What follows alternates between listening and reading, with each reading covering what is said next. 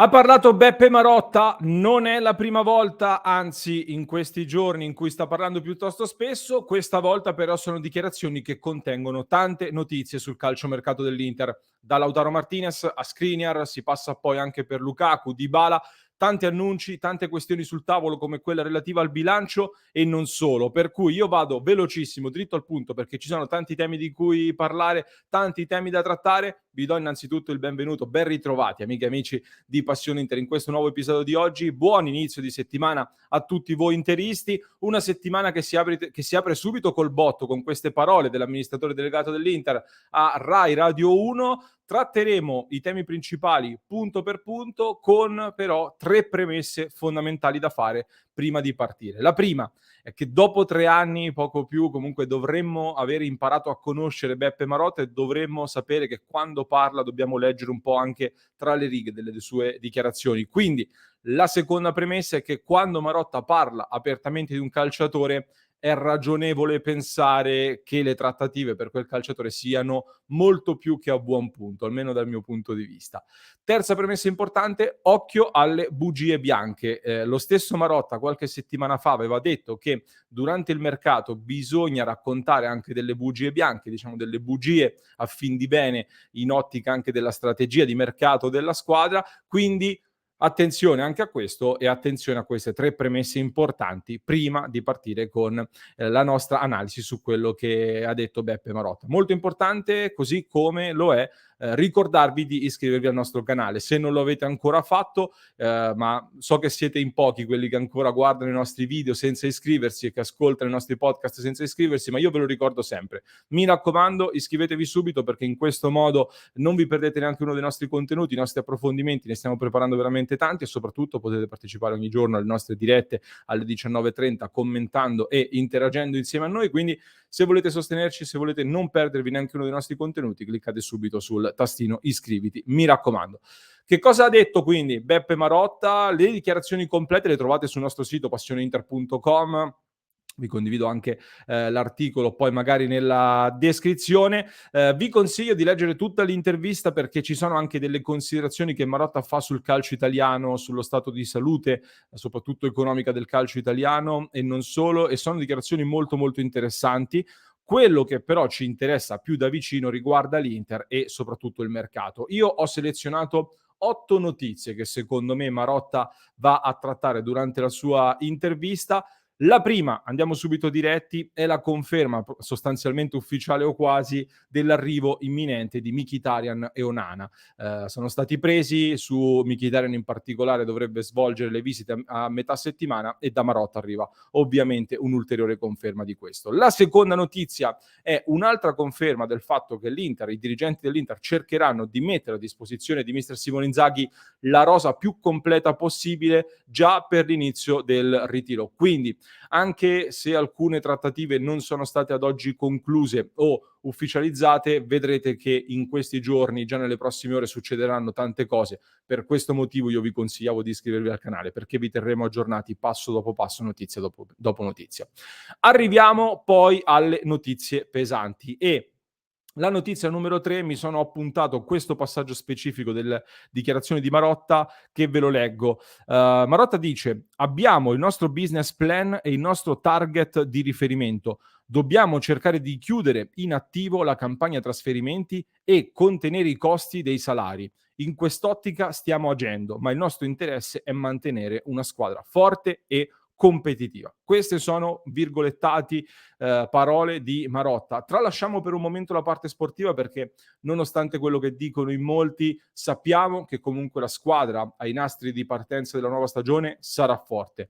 Dal lato economico invece prendiamo questa frase, questa dichiarazione e vediamo subito che è chiaro che ci sono degli obiettivi economici da raggiungere in questa sessione di mercato e per la prima volta devo dire che si parla pubblicamente di dover fare attivo in questo mercato, a meno che non mi siano sfuggite altre dichiarazioni in questi toni in cui si parla effettivamente di attivo, ma non mi sembra che in altre interviste se ne sia parlato così pubblicamente.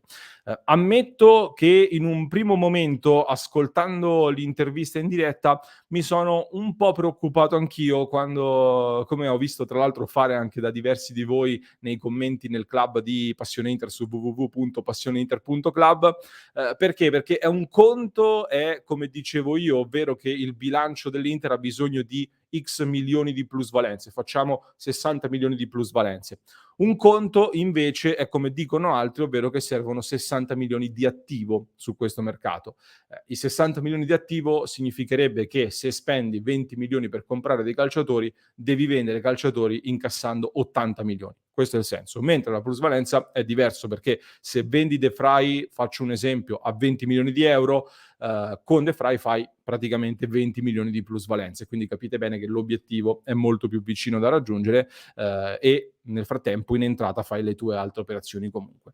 Detto questo però, rileggendo e riascoltando l'intervista, va detto che Marotta non specifica in maniera chiara se si riferisce all'attivo in termini di saldo tra cessioni e acquisti, o invece viceversa se si tratta di plusvalenza. Quindi dal mio punto di vista la situazione prima di queste dichiarazioni e dopo rimane sostanzialmente invariata, nel senso che per attivo Marotta può anche intendere effettivamente che serva un attivo nei numeri di bilancio, non dei soldi che entrano in cassa. Quindi io prima di dire che è ufficiale dopo di queste dichiarazioni che per spendere 50 milioni di euro dovremo incassarne 110, sinceramente non me la sento, quindi aspettiamo ancora prima di poter dire che questa cosa è ufficiale. È ovvio che stiamo assistendo già in queste fasi di giugno ad un gioco di incastri in cui le partenze a zero hanno fatto spazio a Mkhitaryan e Onana in arrivo, Di Gregorio riscattato dal Monza farà prendere in prestito Aslani dall'Empoli e poi si riscatterà tra un anno e così via si va componendo il puzzle del mercato dell'Inter.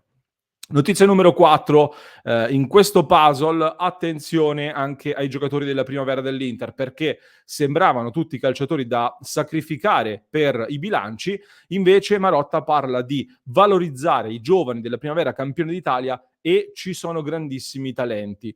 Testuali parole dell'amministratore delegato dell'Inter. Attenzione quindi perché con la nuova regola dei 15 calciatori in panchina e la conferma delle 5 sostituzioni in partita, probabilmente c'è la concreta possibilità di vedere qualche giocatore dell'Under 19 nerazzurra salire in prima squadra ed è una bella notizia anche questa.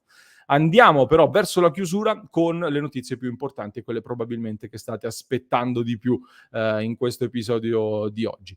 Marotta risponde ad una domanda molto diretta del giornalista che gli chiede se Bremer può sostanzialmente sostituire Skriniar e Marotta dice questo che mi sono appuntato, non voglio sbagliare quindi ve lo leggo. Eccoci, questo è un mercato in cui è più difficile sostituire l'attaccante che il difensore. Gli attaccanti in circolazione sono pochissimi e costano un'esagerazione. Io qui ci leggo vagamente un riferimento a Scamacca, non so voi. Cosa diversa, aggiunge Marotta, invece è sostituire il difensore, quindi probabilmente sarà il settore in cui siamo costretti ad agire, ma con Ausilio e Baccin stiamo ipotizzando delle alternative valide nel momento in cui ne dovesse partire uno di questi difensori.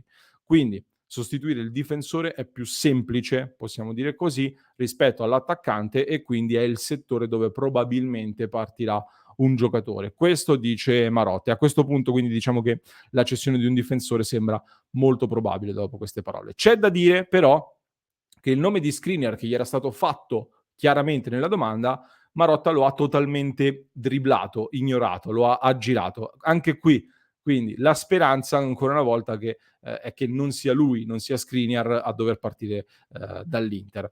Mentre su Bremer c'è un passaggio che sa sempre più di conferma, di trattativa vicina alla conclusione.